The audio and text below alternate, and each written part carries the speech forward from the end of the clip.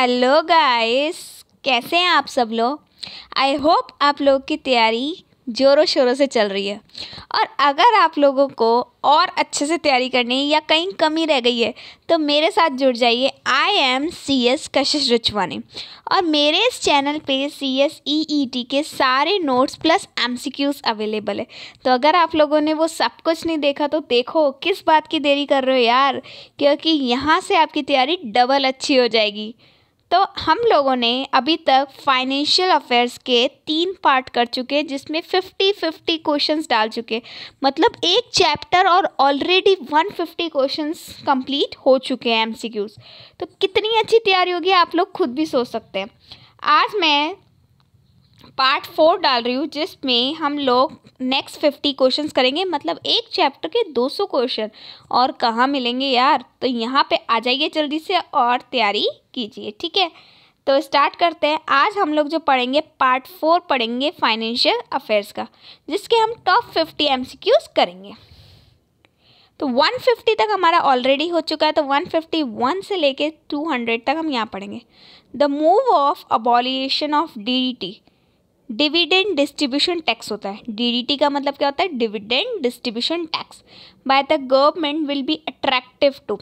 देखो पहले क्या होता था कि कंपनी जो होती थी वो कंपनी अपने प्रॉफिट पे सबसे पहले क्या चुकाती थी, इनकम टैक्स, ठीक है, कॉर्पोरेट टैक्स जिसको बोलते हैं, वो चुकाती थी।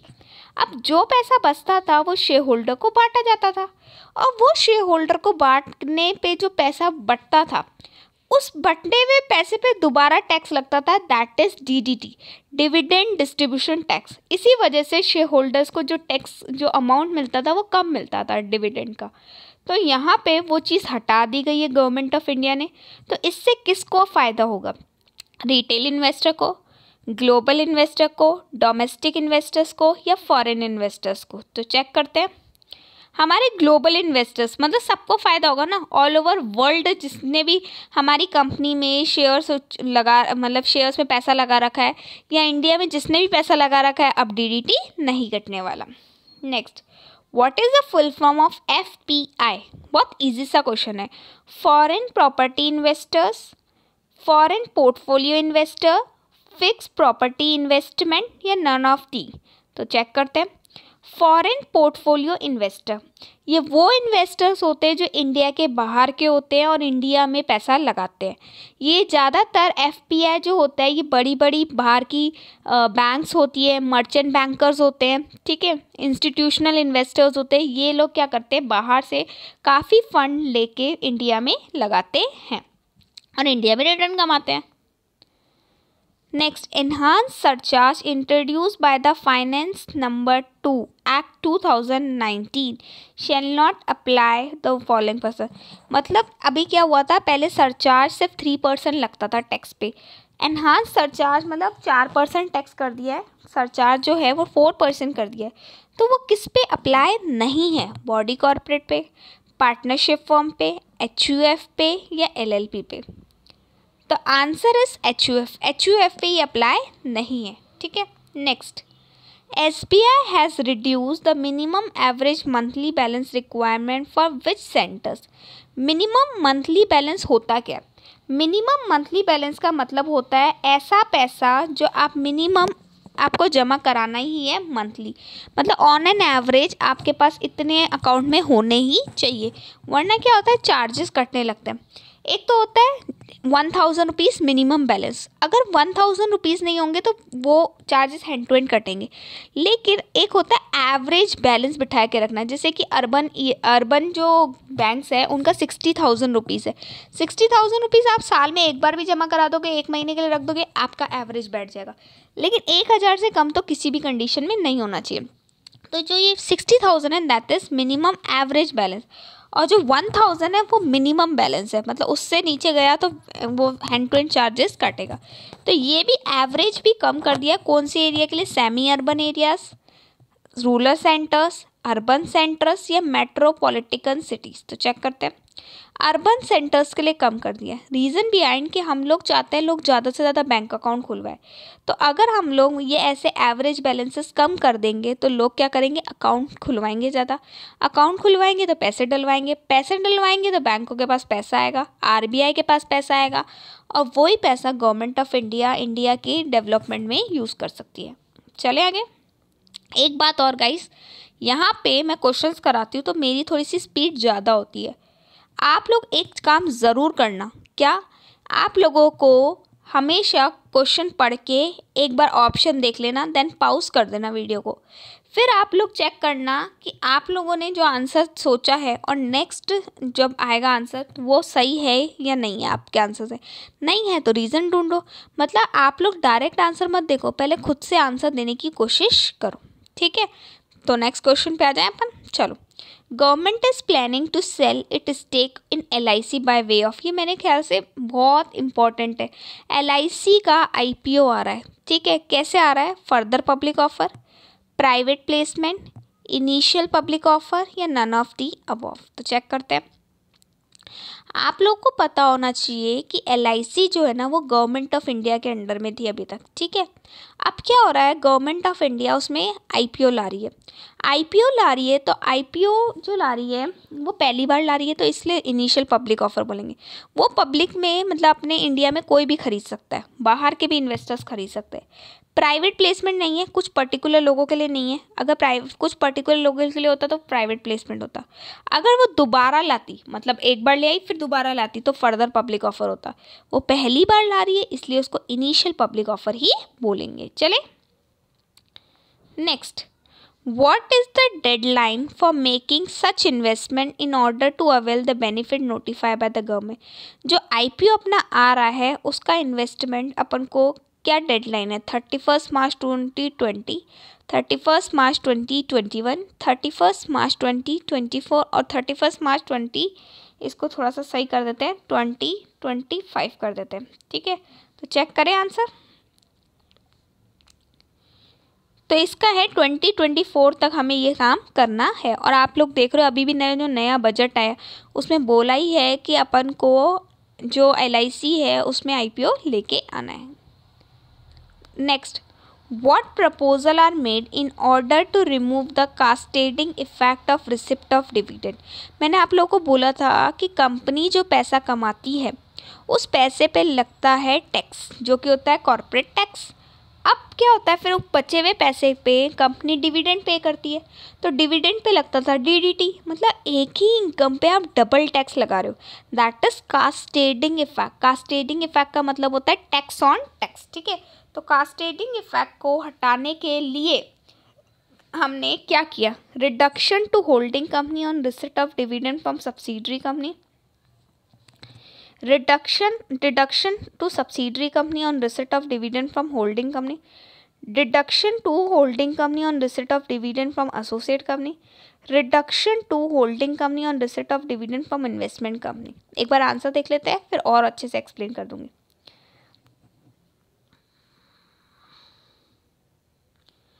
तो यहाँ पे हमारा आंसर है deduction to holding company on receipt of dividend from subsidiary company. देखो होता क्या है, यहाँ पे हमारी होती है होल्डिंग कंपनी, ठीक है, और यहाँ पे होती है हमारी सब्सिडरी कंपनी। इस सब्सिडरी के शेयर किसके पास पड़े, इस होल्डिंग के पास पड़े। तो इसका मतलब ये सब्सिडरी कंपनी इसको क्या देगी, डिविडेंड देगी, ठीक है, डिविडेंड देगी। ये भी क्यों नहीं बन रहा, ठीक है, डिविडेंड देगी सब्सिडरी कंपनी। अब सब्सिडरी कंपनी जो डिविडेंड होल्डिंग कंपनी को देगी, तो सब्सिडरी कंपनी ने इस पर टैक्स चुका दिया, ठीक है, इस पर टैक्स पे कर दिया, ठीक है, टैक्स पे है ये, है ना। अब टैक्स सब्सिडरी कंपनी ने पे कर दिया, लेकिन होल्डिंग कंपनी के लिए ये क्या हो गया, ये हो गया इसके लिए प्रॉफिट, हो गया प्रॉफिट। तो प्रॉफिट पे फिर दोबारा टैक्स लगेगा, तो दोबारा टैक्स ना लगे इसलिए बोला है कि होल्डिंग कंपनी को receipt of dividend from subsidiary company पे क्या कर देंगे, डिडक्शन दे देंगे। डिडक्शन का मतलब छूट दे देंगे, ठीक है। चलो, the rate of corporate tax for existing company has been brought down to, कितना कम हो गया है रेट? पहले 30% था, अभी देख लेंगे 25% हो गया है, 30% ही है, 22% हो गया है या 15% हो गया, चेक करते हैं। ये हो गया 22%। Next, amendment in the income tax act 1961 and finance bill number 2 act 2019 was announced by the union finance minister, कौन है हमारी? Nirmala Sitharaman. On which date, कौन से पे दिया था? 25 सितंबर 2019, 23 सितंबर 2019, 24 सितंबर 2019 या 20 सितंबर 2019? चेक करें कब दिया था, 20 सितंबर 2019, और ये एग्जैक्ट डेट है तो आप लोग को वैसे की वैसी ही याद करनी पड़ेगी। ठीक है, चले आगे। Next, a new provision has been inserted in the income tax act with effect from financial year 1920 which allow any domestic company an option to pay which of the following taxes। मतलब आप लोगों को एक नया provision आया income tax में 1920 में financial, जिसमें डोमेस्टिक कंपनी बोलती है, एक ऑप्शन देती है टू पे which of the following taxes. एक डोमेस्टिक कंपनी को कौन कौन से टैक्स पे करने पड़ेंगे? Wealth tax, gift tax, property tax या इनकम टैक्स? तो चेक करते हैं। इनकम टैक्स में मतलब ऑप्शंस दिए गए हैं। ठीक है, पहले क्या थी, रेट 30% थी, अब 22% रेट है, लेकिन उसमें क्या कुछ डिडक्शंस नहीं मिलते हैं, तो वो आपके ऊपर ऑप्शन है। ठीक है, कि आप 30% से पे करना चाहते हो, डिडक्शन लेना चाहते हो, और अगर 22% से पे करना चाहते हो तो डिडक्शन नहीं मिलेंगे। Next, the silent feature of amendment in income tax act 1961 as follow, क्या क्या है? To ensure orderly collection of taxes, to increase penalty for late filing of return, to promote growth and investment, to ensure compliances of tax law। I think आप लोग को देखते ही पता चल गया होगा इसका आंसर क्या है, चेक करते हैं। To ensure growth and investment, क्योंकि देखो हम अमेंडमेंट क्यों लाते हैं इनकम टैक्स में? इनकम टैक्स का प्रोविज़न नहीं पूछ रहा है, ये पूछ रहा है इसमें जो आप अमेंडमेंट लाते हो उसके पर्पस क्या है। हम अमेंडमेंट इसलिए लाते हैं क्योंकि लोग चोरी ना करें टैक्स की, तो ऐसे में हमारी ग्रोथ होगी और इन्वेस्टमेंट होगा। चलें, as per the amendment in the income tax act any domestic company an option to pay income tax at the rate, किससे हर्सन है? ये हो चुका है आई थिंक 20%, 25%, 22% या 10%? तो answer is 22%। Such domestic company enjoy the benefit of reduce rate shall not require to pay, आपको क्या नहीं पे करना पड़ेगा? GST, goods and service tax, custom duty, minimum alternate tax और एक्साइज ड्यूटी। तो आपको क्या नहीं पे करना पड़ेगा? Minimum alternative tax. अगर आप लोग कम रेट से टैक्स पे कर रहे हो, कोई डिडक्शन नहीं ले रहे हो, तो आपको एमएटी नहीं पे करना पड़ेगा। मिनिमम अल्टरनेट टैक्स अभी फ़िलहाल इतना याद रख लेना कि वो टैक्स होता है जितना अपन को मिनिमम पे करना ही करता है, इससे कम अगर आपका टैक्स बनता भी ना तो भी आपको उतना तो पे करना ही पड़ेगा। तो ये वाली भी चीज़ अब हट गई है, रिड्यूस रेट अगर आप ऑप्शन एक्सरसाइज करते हैं तो। Next, the new amendment allow any new domestic company incorporate on and after making fresh investment in manufacturing an option to pay income tax at a rate। मतलब अगर आप लोग एक नई कंपनी है, डोमेस्टिक कंपनी है, जो कब इनकॉर्पोरेट हुई है, तो अगर वो मैन्युफैक्चरिंग में इन्वेस्टमेंट करती है तो उसका इनकम टैक्स क्या होता है? ठीक है, 2 अक्टूबर 2019 और रेट है 20%, 1 अक्टूबर 2019 और रेट है 15%, 23 सितंबर 2019 और रेट है 25%, 17 नवंबर 2019 और रेट है 30%। तो 1 अक्टूबर 2019 याद रख लेना, गांधी जयंती से एक दिन पहले। ठीक है, और रेट देखो, अगर आप मैन्युफैक्चरिंग कंसर्न में हो तो आपको इनकम टैक्स से 15% चुकाना पड़ रहा है, मतलब जस्ट हाफ हो गया यार। The benefit of reduced tax is available only to those domestic companies whose commence their production on and before, कब तक कर ले? 31 मार्च 2020, 31 मार्च 2021, 31 मार्च 2024 या 31 मार्च 2023? तो आंसर इज 2023 से पहले अगर आप लोग अपना काम स्टार्ट कर देते हो तो ही आपको ये रिड्यूस रेट का बेनिफिट मिलेगा, वरना नहीं मिलेगा। After the exercise of the option, companies shall have a liable to pay tax at the rate. अगर आप लोग रिड्यूस रेट से पे करो, देखो 15% एक क्या होता है, 15% एक ऑप्शन है जो कि सिर्फ मैन्युफैक्चरिंग के लिए, बाकी सबके लिए तो अलग था। तो कौन सा रेट है, 20%, 25%, 15% या 22%? तो आंसर इज 22%।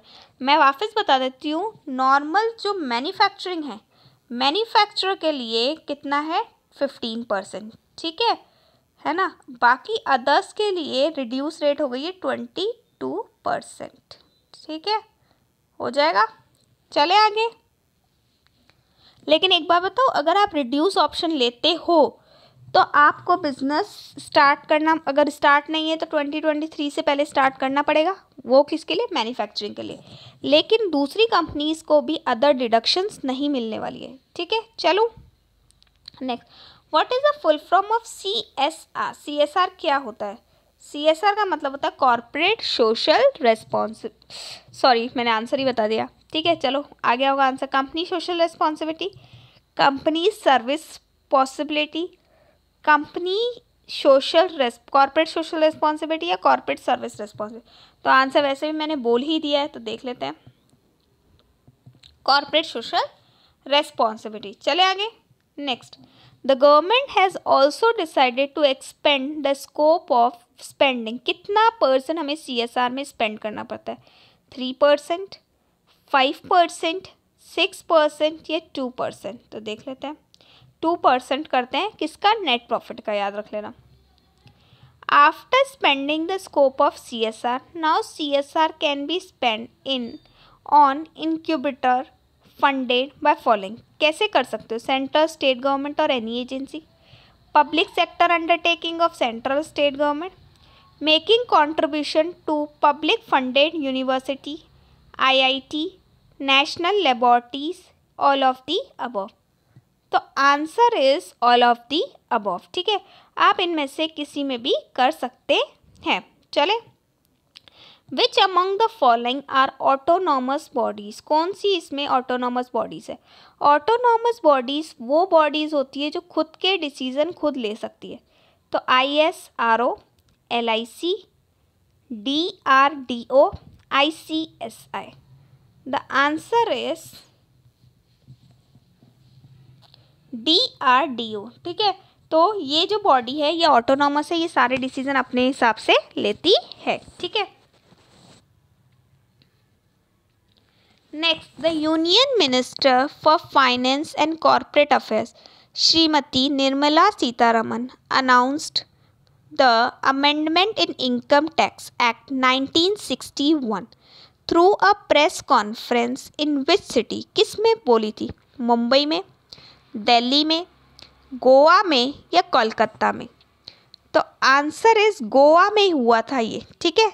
जो अपना हुआ था, प्रेस कॉन्फ्रेंस हुई थी, ठीक है, जो पूरा अपना बताता है, क्योंकि उस टाइम जो था अपने यहाँ पे कोरोना का बहुत ज़्यादा चल रहा था, तो गोवा में इतने ज़्यादा पेशेंट्स नहीं थे, तभी उस टाइम पे जो बजट आया था उस टाइम वहाँ बताया गया था।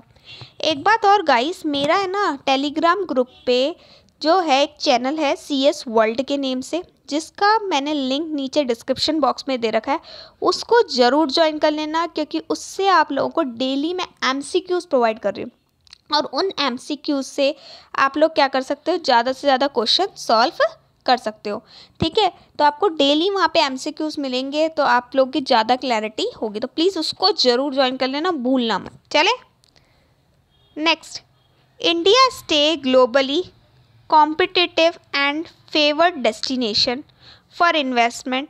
A bold historic decision has been taken to reduce the following taxes, ठीक है। इंडिया ग्लोबल कॉम्पिटिटिव मतलब पूरे वर्ल्ड में कॉम्पिटिटिव बैठना चाहती है, और फेवर्ड डेस्टिनेशन बनाना चाहती है कि यहाँ पे लोग ज़्यादा से ज़्यादा इन्वेस्टमेंट करें, ठीक है। तो कौन से टैक्स को वो कम कर रही है? Excise duty, wealth tax, goods and service tax या कॉर्पोरेट टैक्स? चेक करते हैं। Answer is corporate tax. आप देख रहे हो कॉर्पोरेट टैक्स पे कंपनी इसलिए गवर्नमेंट इसलिए टैक्सेस कम कर रही है ताकि बाहर से कंपनियां यहाँ पे आके इन्वेस्टमेंट करें, यहाँ पे आके बिजनेस करें। अगर वो लोग यहाँ पे आके बिजनेस करेंगे तो क्या होगा, इससे ज़्यादा से ज़्यादा हमारे यहाँ पे फॉरेन इन्वेस्टमेंट आएगा, फॉरेन कंपनीज आएगी, जॉब्स बढ़ेगी। ठीक है। After reduction in corporate tax rate in India is highest in the world, lowest in the world, above average rate in the world या नन ऑफ दी अबव? तो check करते हैं। Lowest in the world. ठीक है, lowest तो नहीं होना चाहिए, मैं एक बार, हाईएस्ट होगा, ये हाईएस्ट इन द वर्ल्ड होगा, लोवेस्ट नहीं होगा। रिडक्शन करने के बाद ही इंडिया में इतने टैक्सेस है भाई, लोवेस्ट नहीं हो सकता, हाईएस्ट हो सकता है। ठीक है। Next, what is the condition which the domestic company need to comply with in order to enjoy the benefit of reduced rate of taxation? ठीक, कंडीशंस क्या है? अगर आप कम टैक्स पे कर रहे हो तो उसके लिए कुछ तो कंडीशंस होगी। Will not avail any exemption और इंसेंटिव, आपको दूसरी कोई भी एग्जाम्पशंस नहीं मिलेगी, लाइक जो पीजीबीपी में मिलती थी वो नहीं मिलेगी। Profit in the preceding year should not be more than 10% of the capital of the company, turnover of 500 crore और अबव या फिर none of the above? Check करते हैं। देखो मैंने आप लोगों को पहले भी बताया था कि अगर आप लोग वो वाले टैक्स कम रेट से चुका रहे हो तो आपको दूसरे एग्जाम्पशंस नहीं मिलेंगे। Another new provision has been inserted in the Income Tax Act with effect from 1920 with the following objectives: to attract fresh investment in manufacturing, to provide boost to Make in India initiative, to address loopholes in previous amendment या both A and B। ठीक है, तो कुछ नए provision से क्या होगा देखते हैं effect. Both A and B, सही बात है ना। फ्रेश इन्वेस्टमेंट होगा मैन्युफैक्चरिंग में, क्योंकि मैंने बताया था मैन्युफैक्चरिंग का रेट तो कितना ही कर दिया, 15% कर दिया।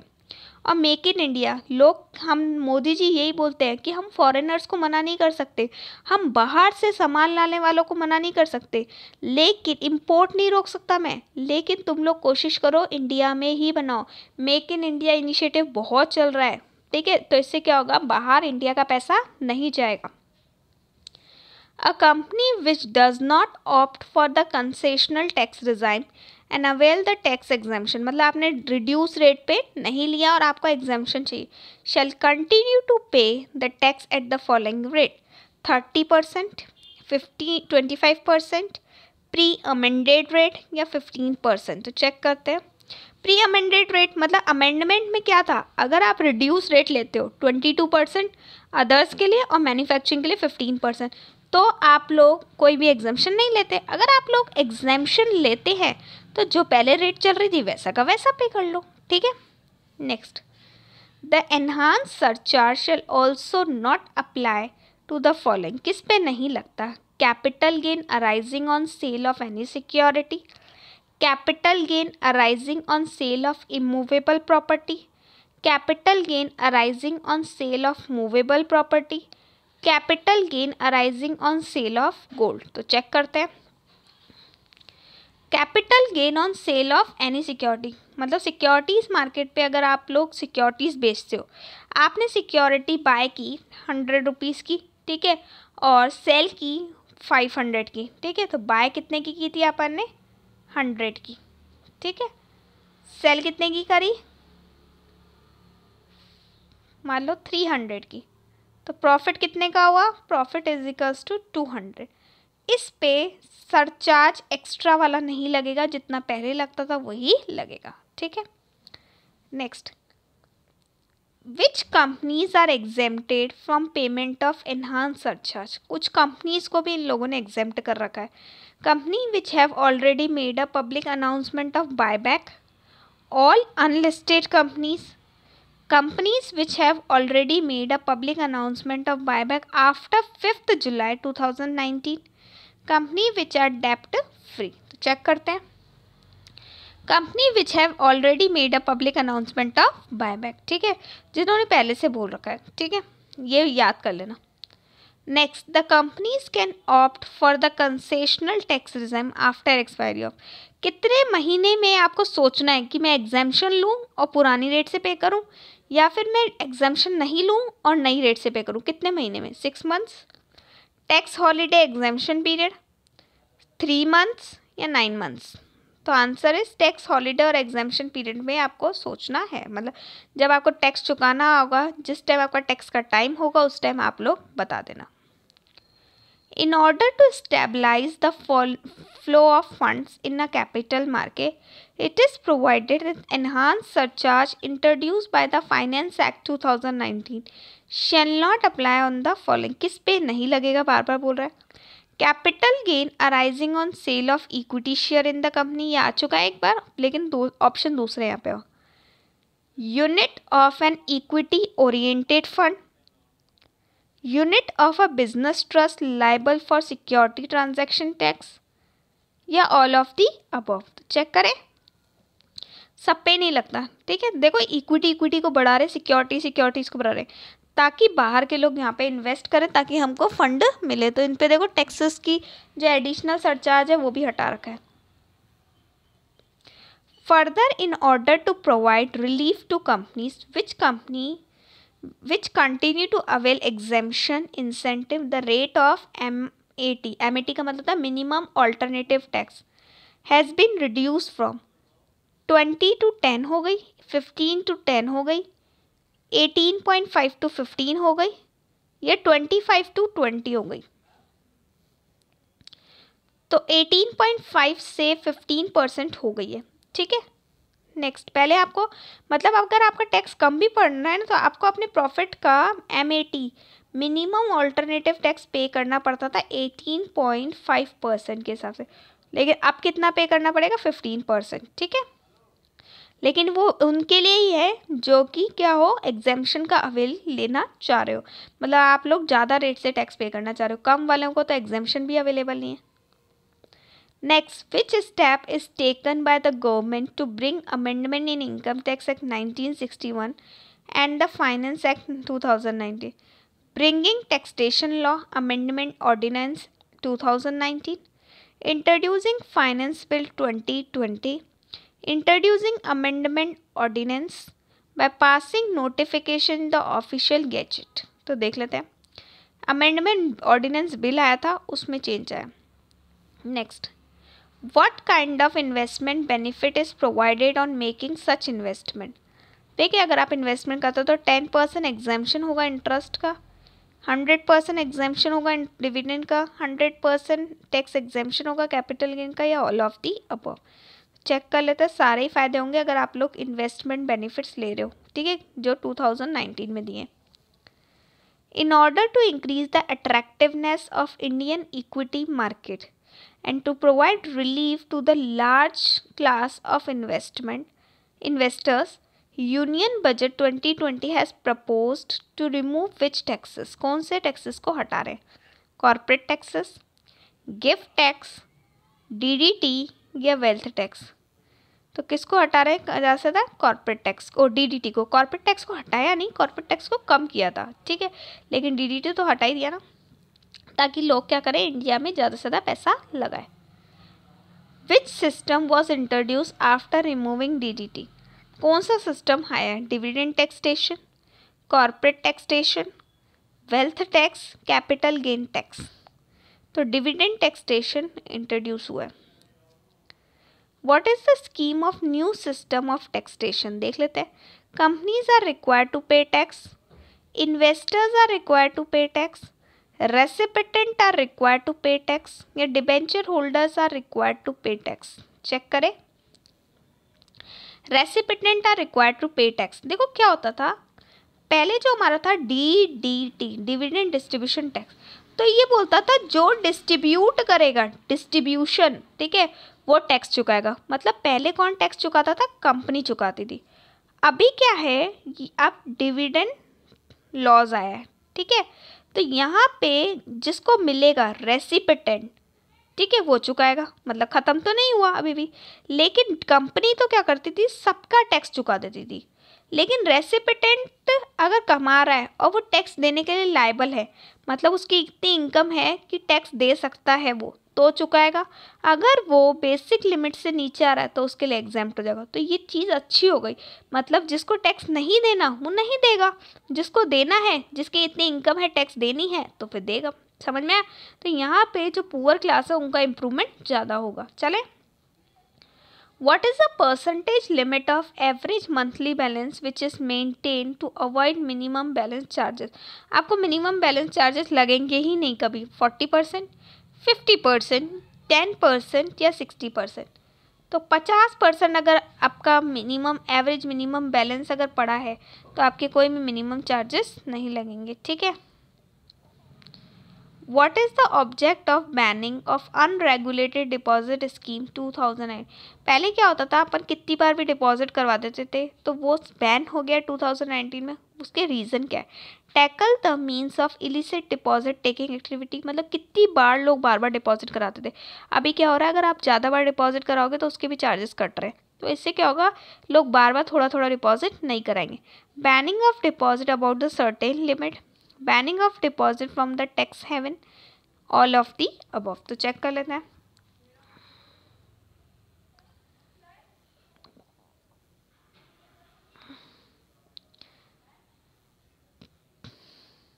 ठीक है, तो इसका answer all of the above है। आई थिंक हुआ नहीं है। ठीक है, तो ऑल ऑफ दी अबव है, मतलब यहाँ पे बार बार डिपॉजिट टेकिंग एक्टिविटीज़ कम हो गई। ठीक है, एक सेकेंड यहाँ पे इसका आंसर ये वाला होगा, फर्स्ट वाला होगा। फर्स्ट वाला इसलिए होगा, लिमिट से ज़्यादा अपन करेंगे क्योंकि गवर्नमेंट के पास पैसा आ रहा है, और टैक्स क्यों बचाएगी गवर्नमेंट। ठीक है, तो ये दोनों ही गलत है, फर्स्ट वाला सही है। Next, what is the motive of banning of unregulated deposit scheme bill 2019? ठीक है, तो यहाँ पे क्या मोटिव है? To address exploiting regulatory gap, to address lack of strict administration measure, to protect the hard earn money of poor people, या all of the. तो क्यों हम लोग अनरेगुलेटेड डिपॉजिट को बंद कर रहे हैं?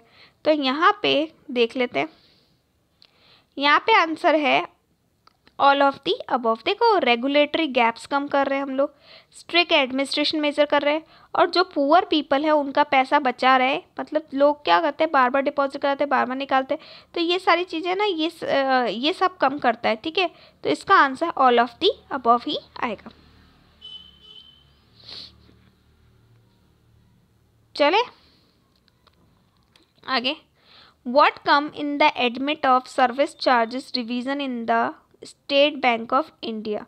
What comes in the admit of service charges revision of state bank of India, मतलब सर्विस चार्जेस किस पे कम हुए? कैश विड्रॉल पे, ठीक है, कैश डिपॉजिट पे, एवरेज मंथली बैलेंस पे, या ऑल ऑफ दी अबव। तो चेक कर लेते एक बार। तो हमारा आंसर है ऑल ऑफ दी अबव। सही बात है ना। देखो, what comes in the ambit of service charges revision of the state bank of India, किस किस पे किए? तो सब पे करेगा। ठीक है, कैश विड्रॉल पे भी किए, ठीक है, कैश डिपॉजिट पे भी किए, ताकि लोग ज़्यादा से ज़्यादा डिपॉजिट कराएं। विड्रॉल का ये प्रोविज़न नहीं है कि ज़्यादा से ज़्यादा विड्रॉल करें, लोगों के लिए उन लोगों ने इसलिए कम किए हैं क्योंकि लोग अपना बैंक अकाउंट खुलवाए और जब उनको विड्रॉ करना हो वो इजीली विड्रॉ कर सके और बिना ज़्यादा सर्विस चार्जेस पे किए। और एवरेज मंथली बैलेंस अगर कोई लोग नहीं मेंटेन कर पा रहे तो भी ज़्यादा मंथली चार्जेस ना लगे। तो all of the is the correct answer. Next, in which cases semi urban branches of SBI will attract minimum balance charges? ठीक है, तो सेमी अर्बन ब्रांचेस जो है SBI की, वो मिनिमम बैलेंस चार्जेस कब लगाती है? If shortfall of balance is less than 50%, if shortfall is less than 40%, if shortfall is less than 75%, if shortfall is less than 30%। तो चेक करते हैं। तो शॉर्टफॉल इज़ लेस देन 50%। अगर 50% से भी कम जाता है सेमी अर्बन एरियाज़ में, लाइक टाउन्स वगैरह में, तब आपके मिनिमम चार्जेस कटेंगे, वरना नहीं कटेंगे। PMC पंजाब एंड महाराष्ट्र जो कॉरपोरेशन थी bank, without prior approval in writing from reserve bank of will also not be able to do the following. क्या क्या काम वो नहीं कर सकती थी बिना आरबीआई की अप्रूवल के? ग्रांट और renew any loans and advances, making any investment, इंकर एनी लाइबिलिटी, या फिर ऑल ऑफ द अबव। तो चेक करते हैं ऑल ऑफ द अबव, क्योंकि देखो ये सारे ही काम ऐसे हैं बैंकों के जो कि हमें आरबीआई से पूछ के ही करने होते हैं, लिमिट्स के हिसाब से ही काम करने होते हैं। ठीक है, आगे चलते हैं। What is the reason mentioned by Union Finance Minister behind disinvestment of LIC in Union Budget 2020? क्या रीज़न था कि हम LIC का डिसइन्वेस्टमेंट कर रहे थे? प्राइवेट को हाथ में दे रहे थे, पब्लिक को हाथ में दे रहे हैं। ठीक है, listing of companies on stock exchange discipline a company, providing access to financial market and unlock its value, give opportunity for retail investor to participate in the health so created, या all of the above। ठीक है, तो देखते हैं सारी। देखो सही है, आप लोग को पढ़ते ही पता चल गया होगा। देखो listing of company on stock exchange discipline a company, देखो LIC अभी गवर्नमेंट के हाथ में, अगर वो स्टॉक एक्सचेंज में लिस्ट होगा तो स्टॉक एक्सचेंज की गाइडलाइंस फुलफ़िल करेगा, और जब वो गाइडलाइंस फुलफ़िल करेगा तो उसके अंदर वो सारी गाइडलाइंस के हिसाब से वो डिसिप्लिन आ जाएगा। ठीक है, provided access to the financial market, unlock it value, उसकी वैल्यू पता चलेगी LIC की कि कितनी है, अपॉर्चुनिटी मिलेगी लोगों को कि ज़्यादा से ज़्यादा पार्टिसिपेट कर सके। ठीक है, तो ये सारे रीज़न किसने दिए थे? हमारी union finance minister Nirmala Sitharaman ने। Next, which investment are incentive by the government in order to create wealth? किसको इंटेंसिफाइड किया गया है? इन्वेस्टमेंट बाय डेप्ट fund, investment by sovereign wealth fund of foreign government, investment by equity fund, या all of the above. तो check करते हैं। तो सॉवरेन वेल्थ फंड में अगर आप लोग इन्वेस्ट करते हो फॉरेन गवर्नमेंट, तो आपको यहाँ पे इंसेंटिव मिलेगा। ठीक है, ये लर्न करने जैसा ही था। ठीक है, why there is a need to strength the position of cooperative bank? क्यों रीज़न है, क्या रीज़न है कि उनको उनकी जो है ना पोजीशन है अपन को स्ट्रेंथन करनी है? Increasing professionalism, enable access to capital, improving governance and oversightness, all of the above. तो चेक करते हैं, all of the above is the correct answer. देखो आप लोग को पता है कि कोऑपरेटिव बैंक्स वो बैंक्स होते हैं जिन पे हमारा जो आरबीआई है उसका इतना काम नहीं चलता, क्योंकि उस पर बैंकिंग रेगुलेशन नहीं चलता, उस पे चलता है कोऑपरेटिव सोसाइटी एक्ट। ठीक है, अब कोऑपरेटिव सोसाइटी एक्ट के हिसाब से वो काम करते हैं, तो कुछ बैंकिंग रेगुलेशन वो लोग फॉलो नहीं कर पाते, तो हम लोगों ने बोला उसको फॉलो करवाने चाहिए ताकि उनमें प्रोफेशनलिज्म आ जाए, ज़्यादा से ज़्यादा वो मार्केट से कैपिटल भी उठा सके और गवर्नेंस बढ़े। ठीक है, मतलब वो प्रॉपरली लॉ फॉलो करे, गवर्नेंस का मतलब होता है। तो all of the above is the correct answer. Next, what is the objective of new legislation to be form for laying down a mechanism for netting of financial control? ठीक है, तो क्या जो नया लेजिस्लेशन आया है कि नेटिंग ऑफ फाइनेंशियल कॉन्ट्रैक्ट्स, ठीक है, मतलब नेटिंग ऑफ फाइनेंशियल कॉन्ट्रैक्ट्स क्या होगा? मतलब कोई भी बैंकिंग वगैरह या कोई भी बड़ी कंपनी फाइनेंशियल कॉन्ट्रैक्ट्स कर रही है तो नेटिंग ऑफ मतलब उसमें हम लोग चेक करेंगे। ठीक है, तो क्या रीज़न था उसका? First settlement of contract, first settlement of derivative contract, to expand the scope of credit default swap, मतलब ऑल ऑफ दी अबव। तो चेक करते हैं, तो यहाँ पे जो हमारा रीज़न है to expand the scope of credit default swaps. ठीक है, मतलब हम लोगों को ये देखना है कि ज़्यादा से ज़्यादा फ्रॉड वगैरह नहीं हो, क्रेडिट डिफ़ॉल्ट ना हो। Investment in which sector is provided benefit by the government on investment made by foreign government? ठीक है, किस सेक्टर में गवर्नमेंट को सबसे ज़्यादा फ़ायदा होगा अगर फॉरेन गवर्नमेंट पहला पैसा लगाएगी? तो इंफ्रास्ट्रक्चर की ज़रूरत है हमें, हेल्थ सेक्टर की ज़रूरत है, एजुकेशन सेक्टर की ज़रूरत है, या डिफेंस सेक्टर?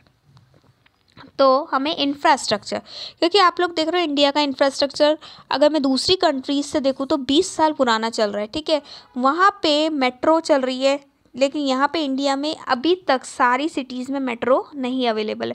वहाँ पे बुलेट ट्रेन चल रही है, यहाँ पे तो पता नहीं कब आएगी। तो अगर फॉरेन गवर्नमेंट यहाँ आके पैसा लगाती है, इन्वेस्टमेंट करती है, तो हमारे क्या होगा, कंट्री की वैल्यू बढ़ेगी। तो इंफ्रास्ट्रक्चर में हम लोग चाहते हैं कि फॉरेन गवर्नमेंट पैसा लगाए। अब आप लोग का एक क्वेश्चन बनेगा कि फॉरेन गवर्नमेंट हमारे यहाँ पे पैसा क्यों लगाएगी। फॉरेन गवर्नमेंट पैसा इसलिए लगाएगी कि वो बना के क्या करती है, लाइक आप लोग को पता होगा कि कई एयरपोर्ट्स बाहर की कंपनीज ने बनाए। तो कई एयरपोर्ट बना के वो लोग क्या करते हैं, एयरपोर्ट वगैरह बना लेते हैं, या और भी कुछ ट्रेन वगैरह बना ली, लाइक मेट्रो बना ली। तो उस पर जो चार्जेस मिलते हैं, वो चार्जेस पे जो प्रॉफिट होता है वो कौन लेता है, फॉरेन गवर्नमेंट ही लेती है। कुछ टाइम तक वो एग्रीमेंट होता है हमारी इंडियन गवर्नमेंट और फॉरेन गवर्नमेंट में कि इतने टाइम तक हम लोग ही उसको प्रॉफिट को लेंगे। तो उनके लिए भी सही है और हमारे लिए भी सही है कि हमारे को न्यू टेक्नोलॉजी मिल जाती है। तो ज़्यादातर जापान की गवर्नमेंट ये करती है, ठीक है। Next, in how many banks public sector have been merge. ठीक है, तो कितनी मर्ज हुई है, 10 4 इंटू 2, 6 इंटू 2, या नन ऑफ द अबव। तो आप लोग को पता होगा 10 में किसकी बैंक थी पहले, अब 4 ही रह गई है, ठीक है, पब्लिक सेक्टर बैंक, बाकी सब मर्ज हो गई है, ठीक है। Next, the abolition of DDT, dividend distribution tax, by the government will lead to following consequences. Dividend distribution tax government ने किस पे हटा दिया, कंपनियों पे हटा दिया, लेकिन रेसिपिटेंट आज भी टैक्स पे करेगा जिसको वो मिलेगा, ठीक है। इससे क्या फ़ायदा होगा, encourage more distribution of profit by company, increasing the purchasing power of the share holder, both A and B, या नन ऑफ दी अबव। तो चेक करते हैं, बोथ ए एंड बी सही बात है। देखो पहले कंपनियां डिविडेंड कम डिस्ट्रीब्यूट करती थी, रीज़न बिहाइंड कि उस पर DDT करता था। तो अब क्या होता था, लोग इन्वेस्ट कम करते थे, तो इसीलिए DDT कंपनी के हैंड पे हटा दिया है। अब वही पे करेगा जिसकी इनकम टैक्सेबल होगी, मतलब रेसिपिटेंट के हाथ में जो डिविडेंड आएगा वो अपनी इनकम दिखा के उसको टैक्स करेगा। अगर उसकी इनकम नहीं है, मतलब इस लिमिट से नीचे है, तो वो भी पे नहीं करेगा। और इससे क्या होगा, लोग ज़्यादा से ज़्यादा शेयर परचेज करेंगे। चले, reduction in taxes is applicable to new companies. ठीक है, टैक्सेस का रिडक्शन किस कंपनीज में है, इंफ्रास्ट्रक्चर सेक्टर, FMCG होता है, फूड वाली जो कंपनीज होती है वो हो गई, ठीक है, मैन्युफैक्चरिंग सेक्टर्स, या ऑल ऑफ दी अबव। ठीक है, तो ये हम लोग पहले भी पढ़ चुके हैं। मैन्युफैक्चरिंग सेक्टर्स पे 15% टैक्स कर दिया गवर्नमेंट ने, तो ये तो बहुत ही अच्छा है, तो इस पे कम किया। तो आई होप गाइस आप लोग को ये पूरे के पूरे 200 क्वेश्चंस बहुत अच्छे से समझ में आए हो। गाइस अच्छे से देखना ताकि आप लोगों से ज़्यादा क्वेश्चन हो सके, ठीक है। मैं और भी अच्छी अच्छी वीडियोस बनाऊंगी ताकि आप लोग ज़्यादा से ज़्यादा क्वेश्चन कर सको, ठीक है। तो अगर आप लोगों को मेरा चैनल अच्छा लग रहा है तो प्लीज़ को लाइक कीजिए, शेयर कीजिए और सब्सक्राइब करना तो बिल्कुल मत भूलिए। चलो बाय, थैंक यू।